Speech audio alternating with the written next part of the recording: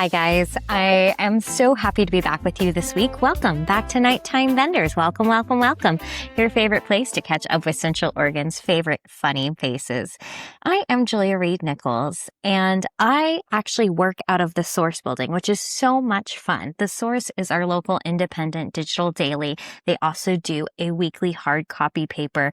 And the really cool thing about this week's paper is they are announcing the Best of Central Oregon award winners. And if you want to know what the best food, drinks, entertainment, all that jazz here in Central Oregon, pick up your copy. They're free and all over town. I do want to give a really quick shout out to the open mic at Silver Moon ran by Beertown. They did get a honorable mention in the best of. They definitely got voted favorite by lots of people in town. So it's great to have such a great comedy open mic and to have it recognized by our community. So thank you. But while our crew recovers from a very busy week, I have another great bonus episode for you.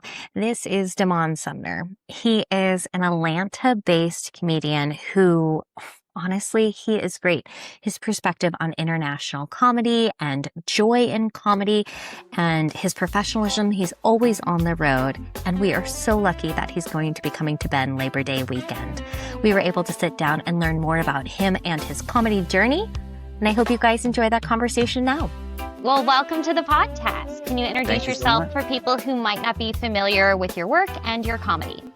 Sure. I'm Damon Sumner. I am a comedian based in Atlanta, Georgia, and I love getting a chance to bring joy through humor to people's lives. So I'm excited to get up to the Northwest really soon.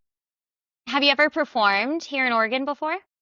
No, first time coming up. I'm excited.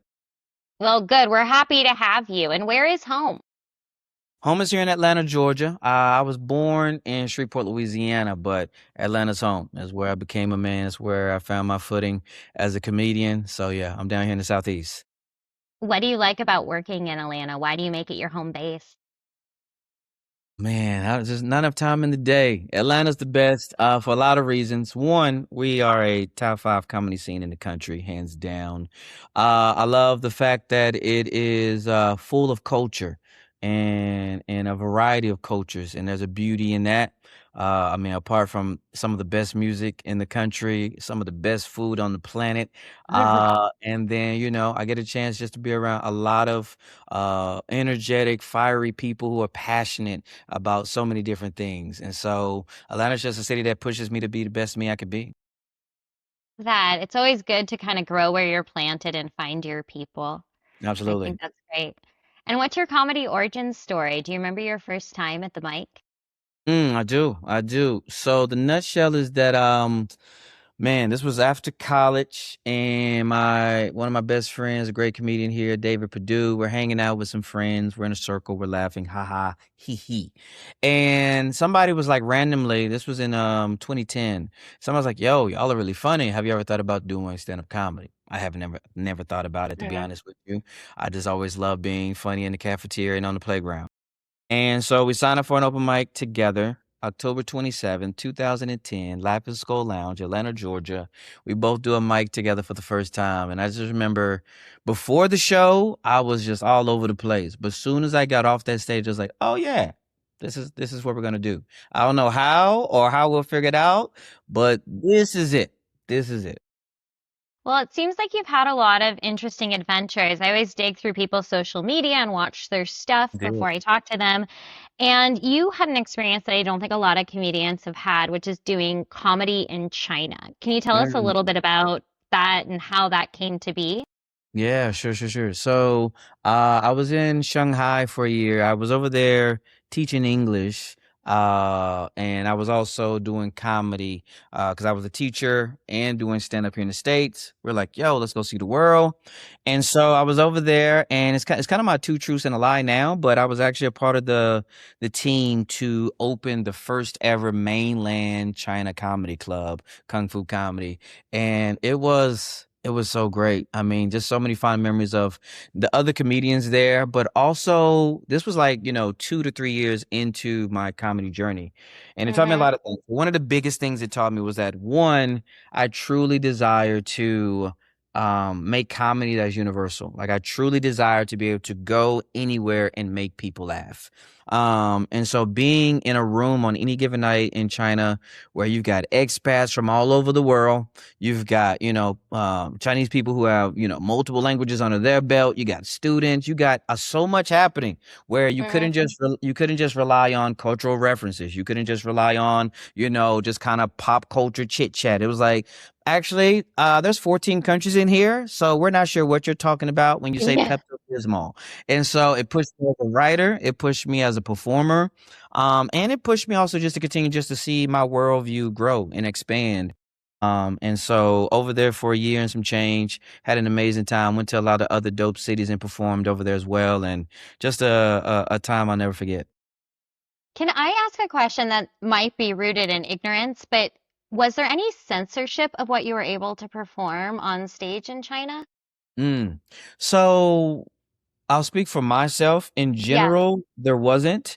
There was this like cloud over the head where it was like, like I'll never forget one time we were in a different city. It Hmm. was in Shanghai, which is for many people who may not know, is a big bustling, dope city, New York, Paris type of vibe. So we go to a smaller city, and I just remember us being in the green room in the back, and they were like, "Hey, just a heads up, do whatever you want to do, but also there's a couple officials here." You know what I mean? And everybody's like, we don't really know what that means, but what we do know is that we're not going to script. That's what we do know. So, I never saw a firsthand experience of anything kind of go down at a show, or we Mm. never had any issues with the club that I was aware of. But there definitely was an aroma in the air of like, be thoughtful. Yeah. Yeah. Well, now that you're back stateside and you get to say whatever you want, what is your themes usually center on? What can people expect to hear in your comedy? Mm.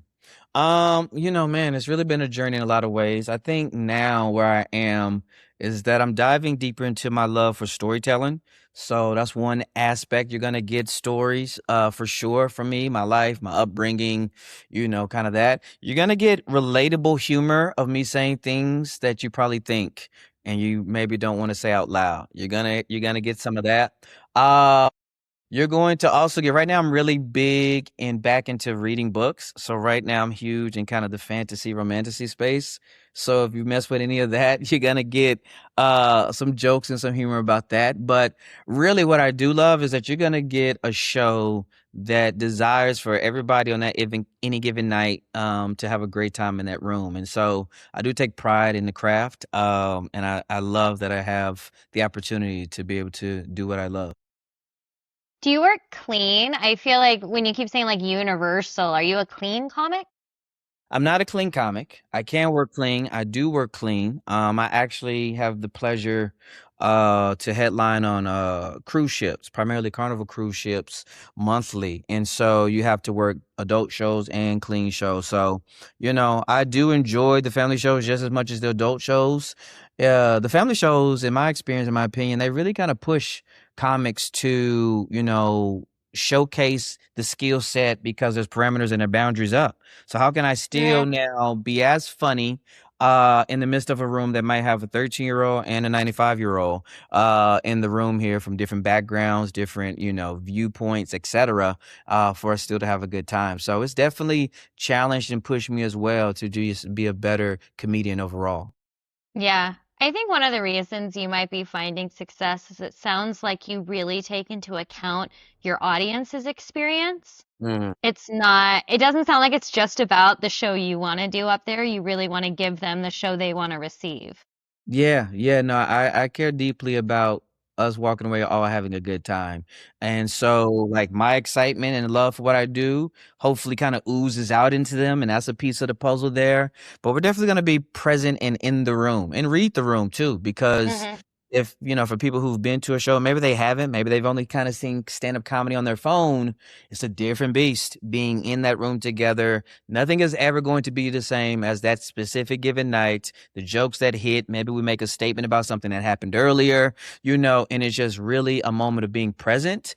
And so, yeah, that's a real gift we have with live stand-up comedy.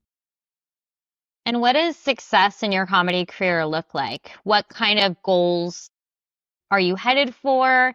or maybe that you've already accomplished that you're like, yeah, that's something that was really important to me. Yeah, yeah. Well, I'm already a success story because I Yeah. do this, and I'm been fortunate enough to do it for a decade full time. So we've already hit that box. But as far as like some goals that I still have, I still desire to, the China. I'm glad I was able to get the travel bug early because it really opened my eyes very quick. Like, oh yeah, this is a universal thing, like music, in the sense of if we go anywhere on the planet, and you see somebody tapping their toe and nodding their head, they're rocking out to a good beat, regardless if you know what's being said or not. Similarly, Hmm. if we go anywhere on the planet and you see somebody, ha ha, chuckling, having a good time, you may have no clue what dialect they're speaking, but you know they're Hmm. laughing and giggling and having a great time. And so, yeah, I have goals to travel more abroad and do shows in different countries. Hmm. I've done a few, but definitely want to do that more. I have plans to kind of record my second special, maybe at the end of this year, early 2027.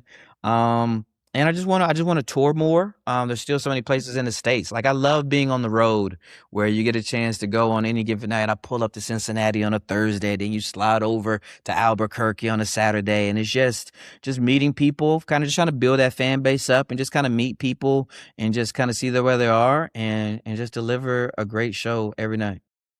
Yeah. What do you like to do when you travel when you're not on stage? Are you Mm, are you a foodie or are you a hiker, nature person, yeah, yeah. So indoor person?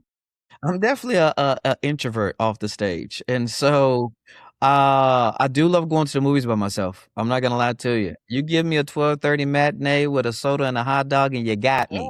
Yeah. That's for sure. I do also like just kind of seeing what's popular for people who live there, like not like Hmm. really the touristy stuff, but like I want to know that secret barbecue spot. I want to know where the best cookies are that ain't nobody really talking about online. If it's a beautiful day, I'll walk. I love a good walkable city for sure and exploring. Um, but I'm not gonna lie to you. If I'm in a hotel at 2 p.m., I may not leave to 8:30. So it definitely varies. But when I can get a chance to see a little bit of the city, I'm definitely gonna take advantage of it. Yeah. Well, the theater you guys are performing at in September is the Tower Theater, and it is a gorgeous historic theater right in the best part Mm, of Bend.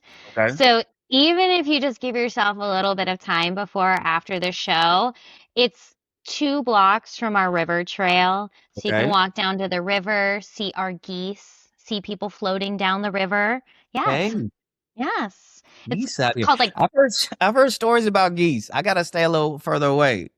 I got good yeah, well geese over they there yeah, they're more like looking. You don't want to like, I would give them their space for sure. Yeah, for sure. for sure. They're kind of aggressive. Yeah. Kind of. Do you know what other animals surprisingly aggressive that I learned since I moved here? Tell me. Hummingbirds. Hmm. They will like dive bomb and attack each other. I've never lived anywhere with them, Never. so I had no idea. No clue. No clue. But thank you for that information. Noted. Yes. Avoid the hummingbirds. Avoid the hummingbirds. Easy. Um, and if people want to find you online, where can they find your comedy and connect with you? Yeah, the easiest place right now to find me is probably on Facebook and Instagram and TikTok, which is all just Damon Jr. 2, DAMON JR, the number 2. That's where I post dates when I'm on the road. That's where I post a lot of content as well. So yeah, you can look for me there. Fantastic. Well, thank you so much for joining us. Is there anything you would like to share with the listeners before we go today? Just when you can, support live comedy because I'm pretty confident you're going to have a good time. Let's laugh more. Yeah, I love that. Well, thank you again for coming to our town. We look forward to your show. That was Damon Sumner. Be sure to check out his social medias for where to catch him and his comedy when he is here in Bend, as well as all over the country, and maybe even on a cruise if you're lucky to catch him there. As always, if you want to get on stage here in Bend, we do have lots of open mics. So be sure to check out that one I was talking about earlier, the one at Silvermoot, ran by Beertown, a very popular comedy open mic on Mondays, Wednesdays at Craft. And be sure to check Worthy's schedule because they often have one on Thursdays at Worthy, which is a great, great mic as well. Shows that are coming up this week, the day we're releasing this podcast is 5 Wednesdays at Silver Moon, which is always a lot of fun and a great way to see local talent. So if you're listening to this, head on over there and you can get tickets either at binticket.com or at the door. Be sure to check out Ben Ticket. There's always local shows coming through there. We have so many amazing comedians in our local scenes and people visiting us, and I'm just so glad that we're able to share them with you.